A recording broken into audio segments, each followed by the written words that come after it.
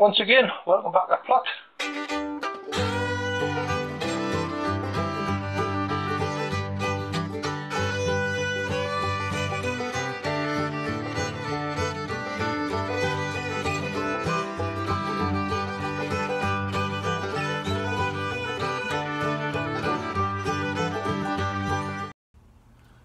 Right, good afternoon everybody. Once again, welcome back to Plot. I know it's been quite a few weeks since I made the last video, but it's been horrendous. Apart from the weather, I've had a few computer problems. My main computer upstairs in the loft had a bit of a meltdown.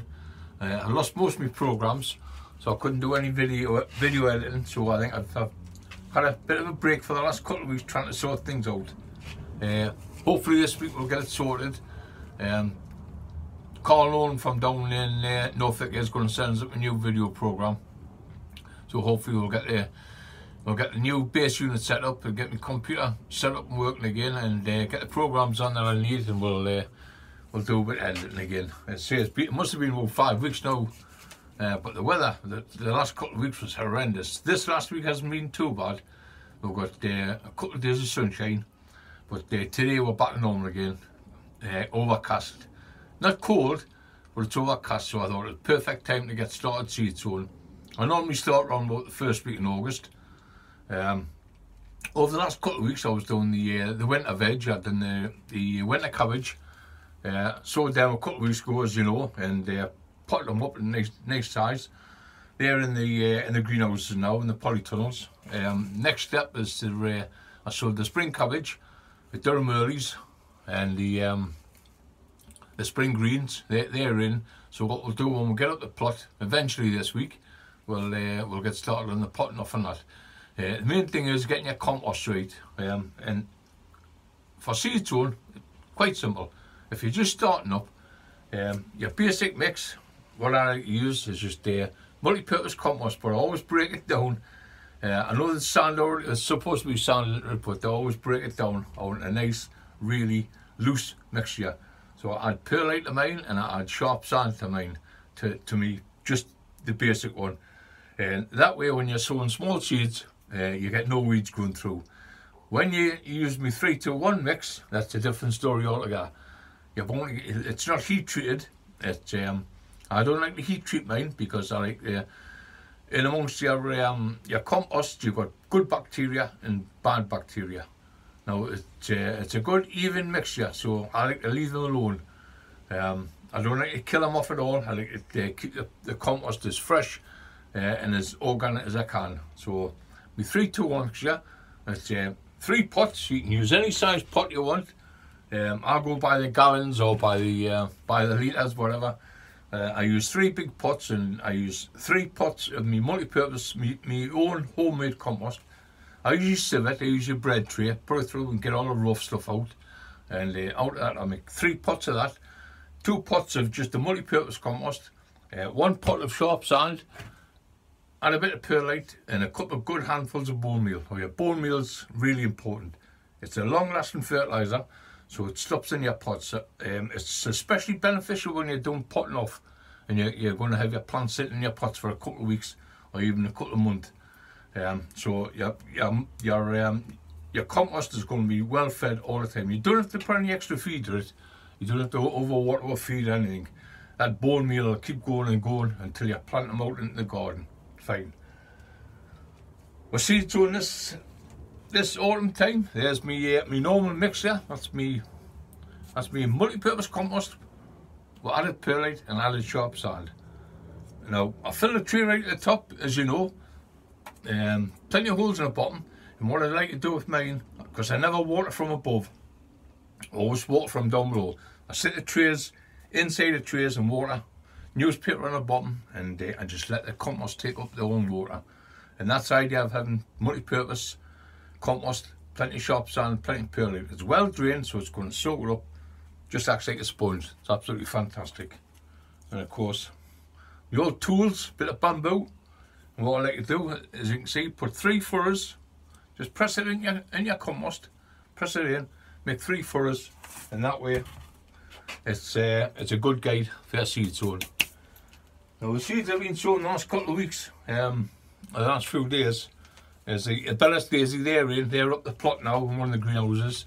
I'll shift into the melon house. The melon house got all the windows open and the doors wide open, so it's getting the fresh air from the polytunnels. It's not over hot, and if it does get too hot, I can shift them inside up to the top greenhouse where there's just mesh on the top of the roof. I did do that last year, but I had turned bad, and I'd forgotten about the seedlings being in trays for a couple of weeks. And of course the trays, an inch and a half deep, and they were full of water. And of course all my bedding plants, all the seedlings were sitting in them. I lost a few trays, but I managed to save some of them. And that's one of the things I've got to remember this year. The pansy, near in, I've sowed two full trays of pansies.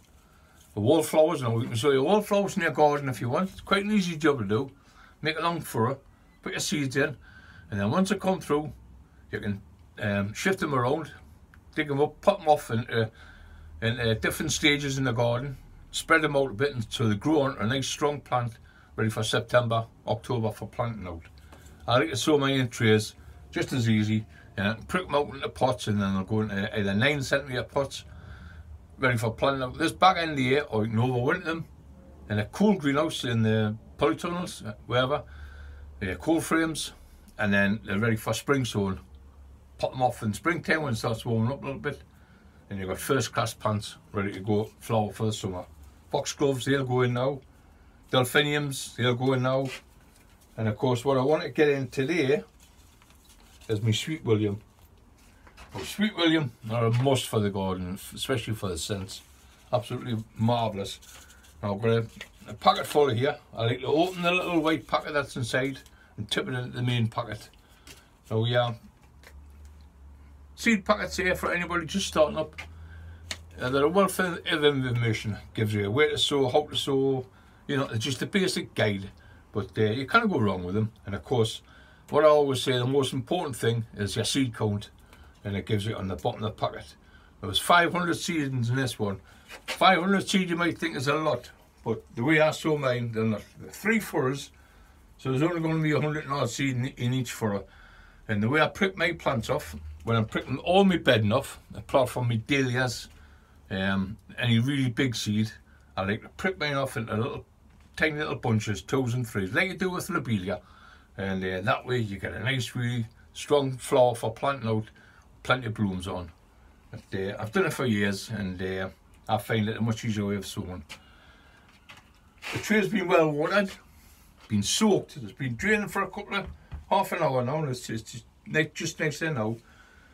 Don't forget, when you're watering your trays down, always use fresh water. Now I've just brought this downstairs this morning from in the upstairs at home, filled it up and left it in here through the day to bring it up to temperature.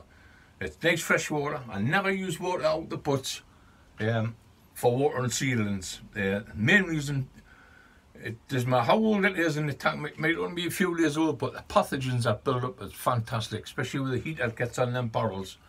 It's full of pathogens, mildews, molds, anything, and you're going to spread that on top of your nice clean compost. Within a couple of days you'll see a green algae growing across the top, and that's no way to start seedlings off. So always remember, get yourself a tap, fill your water can up and let it come up to temperature in your greenhouse before you use it. Nice fresh water, always use that. That's one of my main tips for good seed sowing. And of course, I've already sprayed along the furrows, chamomile tea. I've used it for years. Just soak your chamomile bag, a tea bag, in a litre of boiling water. Pour the boiling water in it, let it sleep for a few hours, and just let it cool down. Tip it into your litre spray, and then top up with cool water. Couple little drops of soapy water, and then spray it on. Fantastic. It gives it nice and clean. Put the seeds in, spray them again. Once it breaks surface, once it start coming through, spray them again, and it keeps them really nice and clean. Just an easy little tip, better than using all these chemicals and blah blah blah. Right, so I've got a pack of Sweet William, and all I like to do is just take my time. I can see them coming out on the blacks. A lot of seed now, different coloured white, they're not, and sometimes they're a lot easier for sowing. But me, I can just take my time here. I know there's 500 seed in there. I can go along that furrow. Taking my time along that furrow. And then once again on the back furrow. Just gentle tapping. And watching the seeds rolling out. Put more left in there. And that middle one. A few left in that bottom corner. I would just want to make sure I get everything out. Could have been a little bit of moisture in the bottom of that packet, but I'll open the packet up just to make sure I get all them seeds out. Don't like to waste any. Just keep going between your furrows. Yeah, I'll open that packet up because it looks like it's been a little bit of moisture in there. A lot of these packets now, they're you've got the little silver foil packets on the inside and they keep the seeds nice and dry. But as I say, if your paper packets are a little bit damp, then your seeds will stick to them, which they are here. It could have been up my hands. Could have get a little bit of moisture up my hands, and that's allowing them seeds to stick. But job done anyway. So that's a Sweet William, and then it's an easy enough job. Go along, just along the furrows, a couple of handfuls. You have the same mix. You never have it. A little bit more than that corner. Like I say, my seed trays are full up because I don't have to water from above. They'll go up, they'll sit in the tray, and I'll water the tray from underneath, and they'll just soak it up. And of course, all that needs now is a marker. I'll get the markers made out. Get my pen handy. Always have them at hand because you never know.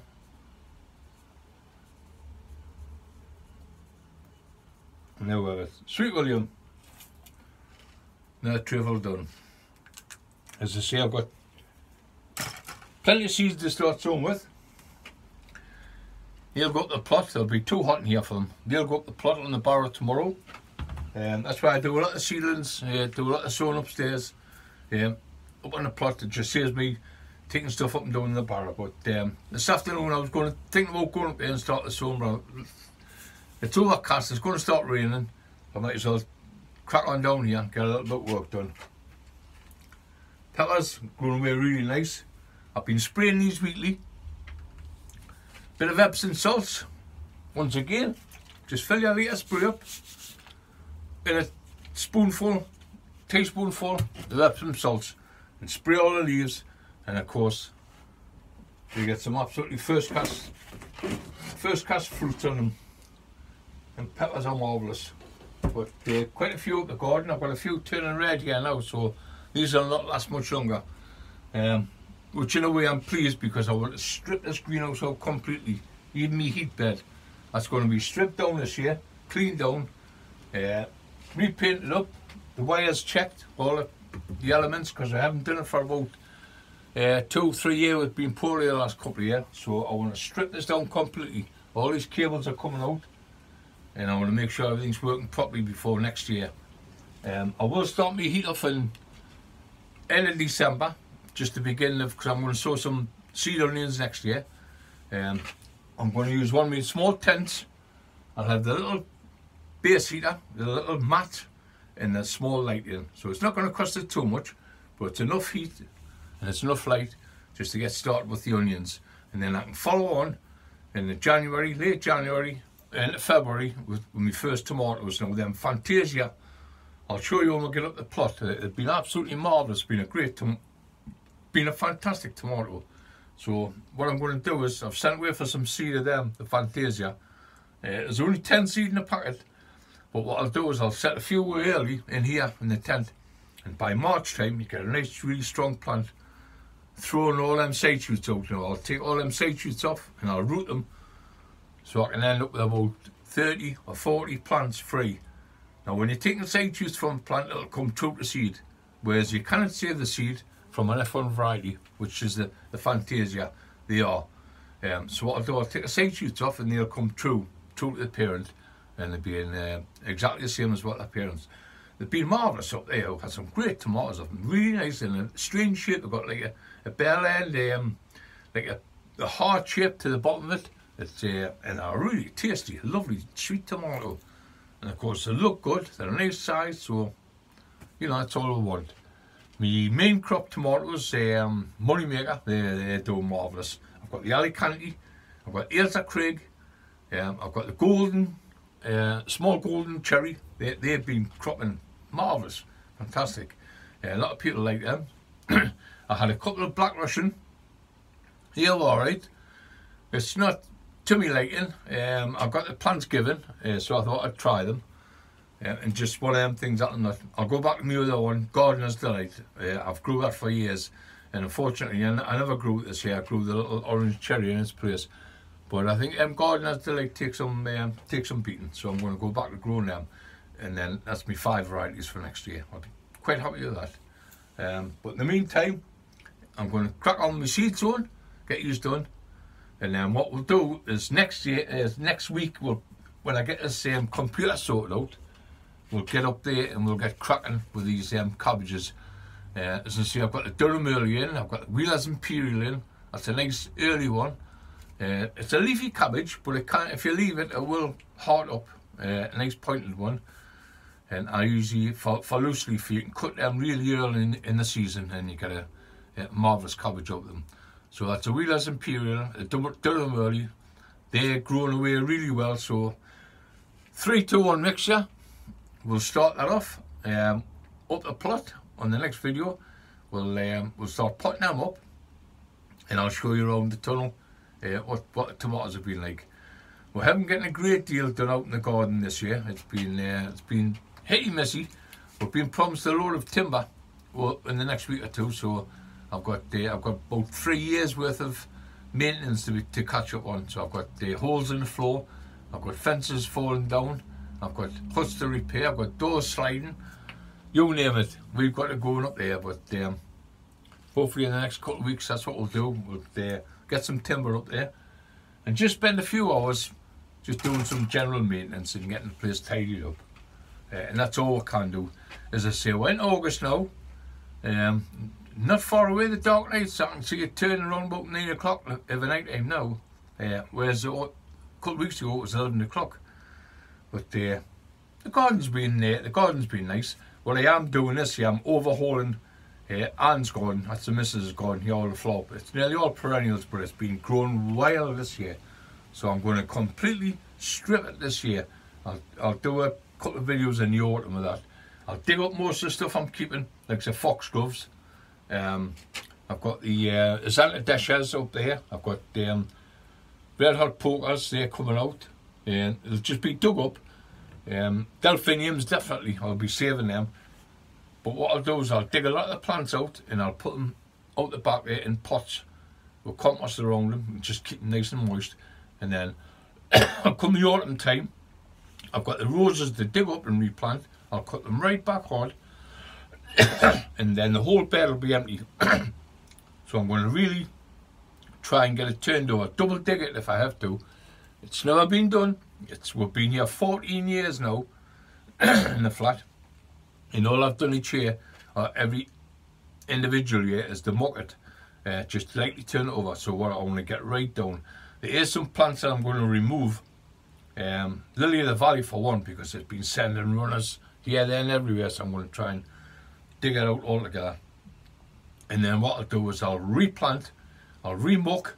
I've got a big bag of compost, a builder's bag full of compost in the back there. The whole bag will go into there, lift the soil right up, and then a couple of good handfuls of bone meal, and that'll be really fresh for planting in. We'll get all our perennials planted back in, and hopefully next spring I've got a big bag of daffodil bulbs to go in. I've got some lily bulbs to go in, and hopefully we'll get a first class show for next spring. But I'll probably insert a few little tips on that when we get started. It'll not be till September. I want to just let the plants start dying down for a bit. I've got some irises here. I'm going to dig the whole plot of iris up, because what's been growing in amongst them is weeds, dockings and whatnot. So I'm going to dig the whole plot of iris up. I'm going to split them. If I do that next week, I'll insert that into the video, and there's a way of digging them up and planting them. You don't want to bury the rhizomes at all. You want to just keep them on the top. So what we'll do, we'll probably dig them up next week, and I'll start the video off down here. Dig them up. The other plants, the daisies and whatnot, we can dig up and repot them. So I might. Oh, it's all work in hand. It's just trying to judge what we need to do first. I've got that much on at the moment, but that's gardening for you. You know, you can't. You just got to keep plodding on, bit each day. But that's my tips anyway on my seed zone. I could spend another hour down here this afternoon, seed zone, but clouds are cutting in. It's Sunday night. I want to get myself upstairs, watch Country File, and hopefully by the morning, if I get this video program that's getting sent up from Carl, I'll get this online tomorrow night. And as I say, probably a few people missing. I hope you've been missing us anyway. As I say, we've had that much bother the last couple of weeks. Fortnight ago, we had the real bad weather. We had the rain, we had the winds. It was freezing cold. I've never known in July like it. Been absolutely horrendous. And then, of course, this last fortnight, I've had the computer problems. I sent it away. I got myself a brand new base unit, and it's got Windows 11 done.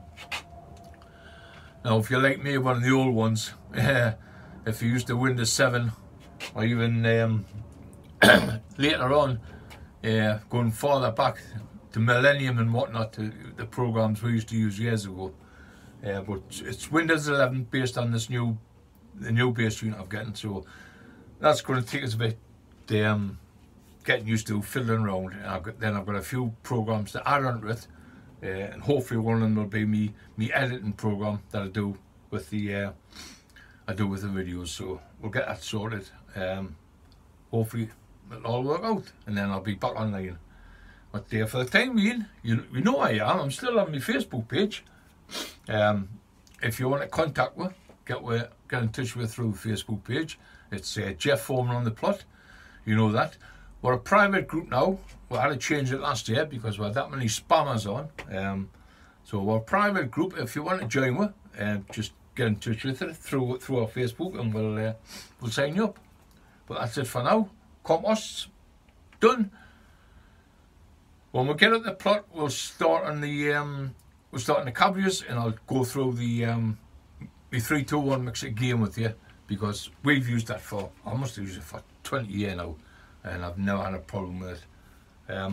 Just one other little tip: when you do your 3-2-1 mix, and you put it through a sieve, this is what you'll end up with. Just all the little bits of roughage in it. And what I do with that, I put a layer on the bottom of the tray first, and it's ideal drainage, first class, so nothing goes to waste. So that's it. That's the seedlings in. But as I say, we'll get at the plot. We'll finish this video off, and then hopefully online we can get it posted, and I'll see you all again. Maybe it's a week's time, and we'll get started on some of these perennials outside. Most of the stuff down here is grown from seed. So as I say, if you want to start sowing now, get them in. It's the easiest way of growing plants, and it's the cheapest way of growing plants. And once you get them up, get them growing, get them potted off, as long as you've got somewhere nice and cool over the winter to shade them, you'll have some first class plants for next year. And you can fill your garden with cheap plants. And that's what it's all about. Okay, so watch what I'm doing, and I'll see you all again soon. Bye for now.